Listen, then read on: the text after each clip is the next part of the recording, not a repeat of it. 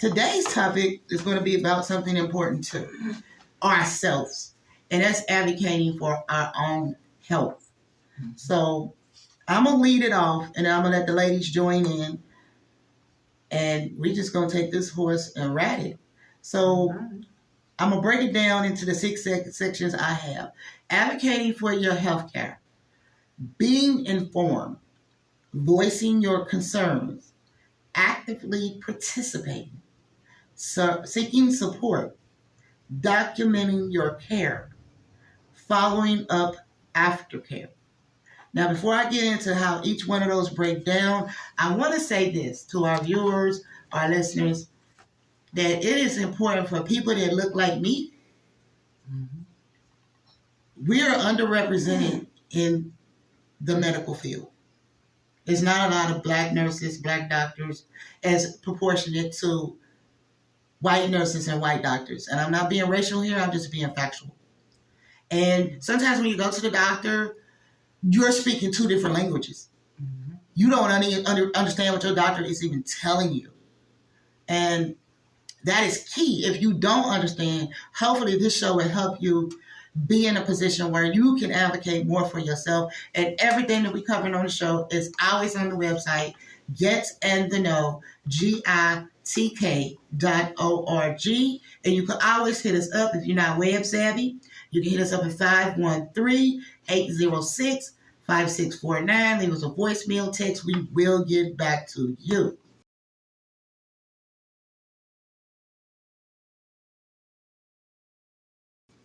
So we're going to start off with tip number 1. I'm going to read to you. We have a telephone ringing. And that would be my telephone ringing. And you know what? This is so perfect. I'm kind of glad this happened like this. Because my telephone that I also record on here and I'm on YouTube Live with, it just rang. And usually I turn off the ringer and I forget. But this is, we transparent. This is important because it just rings with my occupational therapist. My occupational therapist just called us. Okay. We on the right path. We on the right path, right? So I try to keep, be an advocate for my health, and unfortunately, I'm not going to be able to stop my show to talk to her right now. I will for you, for everybody listening and watching. I am going to get back with her because I'm telling you about advocating for your health, so I got to do it too. But that was just a little funny and a factual funny. But I want to let you guys know exactly where I got this information from about advocating for your health.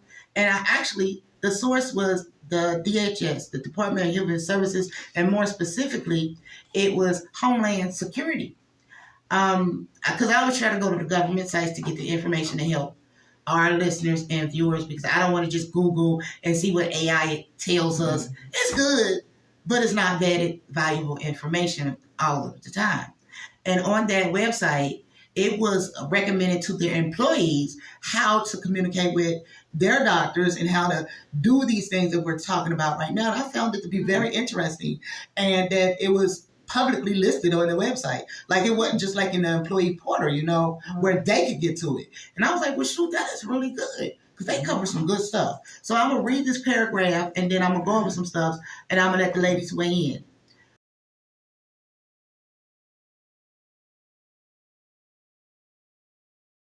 Okay, so advocating for your health care. Advocating for your health care means actively participating in your own care, from understanding your condition and treatment options to communicating your needs and preferences to healthcare providers.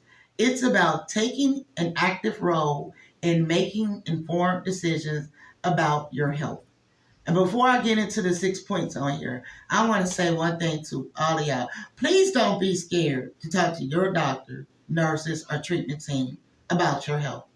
Don't feel like they know everything and you know nothing. They may have a degree in medicine, but you know you. And you know what you feel. And it's not a cookie cutter situation. What may work for Ja might not work for me. What doses of medication she takes might affect me some other kind of way. And I will say this, all the time with the generics and brand label medication, the brand and the generic may be extremely similar, but they have some differences. Yes, amen to that. And we have covered this on previous shows, how they just try to shove that down your throat. So, you know, in today's political climate, we got to stay empowered. So what I'm going to do is I'm going to let Ja and Black Evie talk about this for a second. I'm going to be transparent. I have got to go get my drink. I'm dehydrating over here.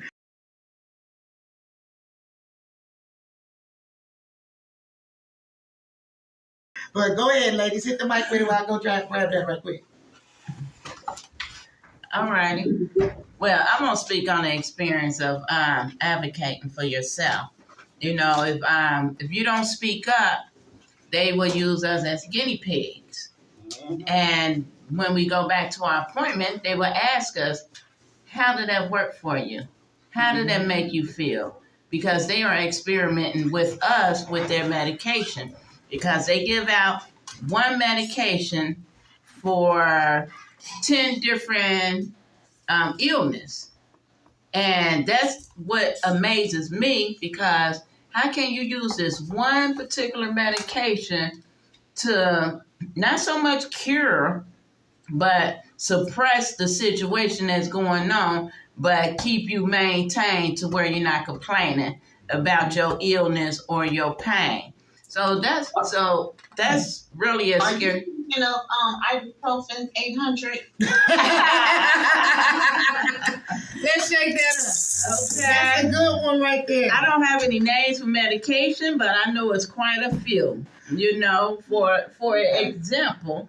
But yeah, that's one too, even though that tears up your stomach lining and your liver, you know, and they say if you take too much of it, but they give you big bottles of it. And tell you to use it for several things. And but what one of the things I was speaking on is I'm gonna be transparent here. When I went to my doctor at one time, I told him I wanted to pick up some weight, and I asked them, do they have any ideas or any options? So they was gonna prescribe me this medication. And I asked them, what is this medication for? What does it do? So they was going to give me a medication for, they was going to give me the same medication that they use for people with mental illness. You know, it works for people who has depression. Will it make me start having depression because they're giving me pills for weight gain, but it's supposed to help people with depression? You know, I'm just saying it. No, that's a good point. And, you know, it is for, it helps them sleep. You know, all I want to do is just have a bigger appetite, you know, to eat more. And they giving me medication for all kind of mental and health things. And I'm like, well, no, thank you. I just pop more vitamins. Something more natural, you know, natural proteins and stuff.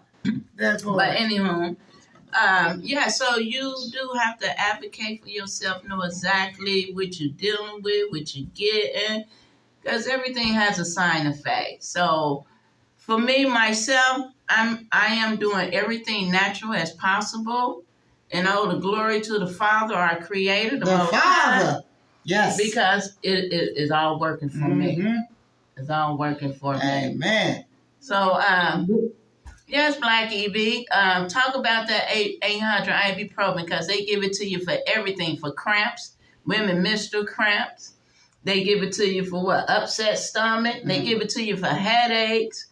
They dish it out. Let me tell you, that ibuprofen 800 now, it can save you for a moment in time, but it is not the cure-all. Let me speak to Mitri's point on not being racist or racial. However, the facts are there are more white medical professionals than there are black. Far more. And when you're dealing with that, us as a people have a hard time getting what we need, and as Mitri said, communicating. And a lot of that comes from, as Mitri said, we don't speak the same language. But at the same time,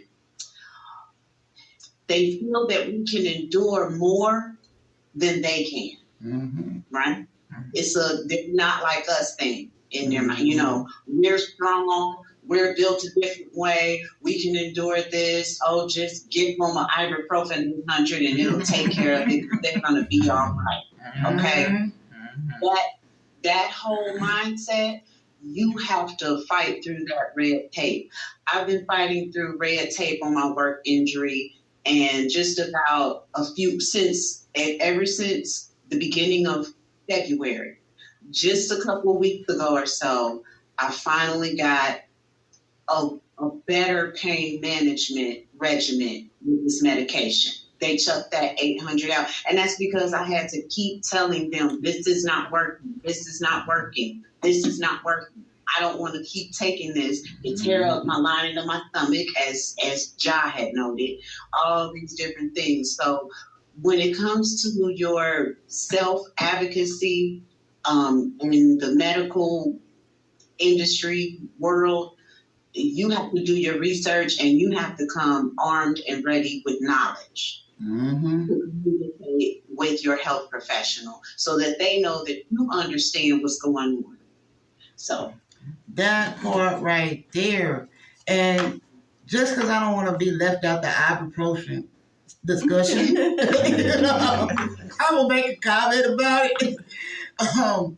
They always say that when they prescribe you medicine, they tell you which ones make you sleepy and which ones don't. So they have prescribed me Percocet and ibuprofen at the same time before, because ibuprofen is actually an anti-inflammation medication. And it helps a little bit with the pain, but it's supposed to be a non-steroidal anti-inflammation medication. And the Percocet is supposed to be a pain reducer with Tylenol in it. So it would be very thing to be aware of your health care, knowing like what other medicines are contained in a medicine that they give you. Like Tylenol 3, that's codeine and Tylenol. Percocet is like an opiate in Tylenol. And if you take like a goodie with that, goodie's got Tylenol in it too, and you're never supposed to take a goodie with an ibuprofen. I just spit that out there just to show you that, we have to be informed beyond what our caregivers are telling us as far as the doctors, the nurses, the pharmacy. And to also stand up and say that, you may say that this medication has this side effect, but that side effect might not be applied to everybody. And here's the case in point. Ibuprofen. It helps me sometimes, but only in the prescription stream. If I take 4 of the over-the-counters, which is 800, versus taking 1 800 that's prescription, there is a huge difference. It does nothing. And wait a minute, I'm going to tell you what it do, boo. I'm going to tell you what it do. What ibuprofen does to me is it gives me a good night's rest.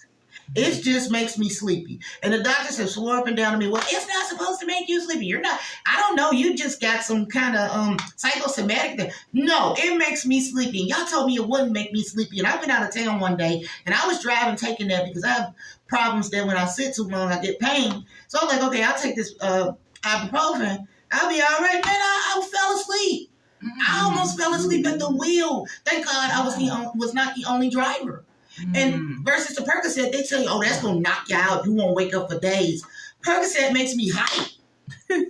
Okay? So it may make Ja or Black Evie tired. Oh, but it puts me out. See, it's different. Same medication, different response.